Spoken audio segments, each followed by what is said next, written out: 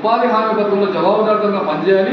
మనం కూడా మన పనులు మనము కరెక్ట్గా చేసి కొలతలు చూపించుకొని సార్ మాకు 307 వచ్చేలాగా మేము పనిచేసిన దానికి మనని కూడా మేము చూపించే సిద్ధంగా ఉన్నామని మనం చూపించడానికి సిద్ధంగా ఉండాలి. కాబట్టి ఉపాధి హామీ పథకం ద్వారా మన ఉపాధి వేతనదారులంతా కూడా మన మేలో గతంలో మనకు 50,000 రూపాయల బీమా ఉన్నది.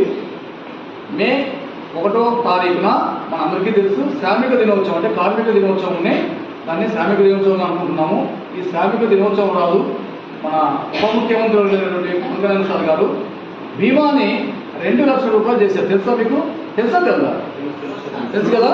అంటే పనిచేసే సమయంలో ఏదైనా జరిగితే అక్కడ చనిపోతే ఆ ఫ్యామిలీకి ప్రభుత్వమే 2 లక్షల రూపాయలు ప్రభుత్వం ఇవ్వడానికి సిద్ధంగా కూడా ఉంది. ఎన్నో మార్పులు తీసుకొని వచ్చారు ఈ పథకాన్ని. అంచెలంచెలుగా ఫస్ట్లో 80 రూపాయల వేతనంతో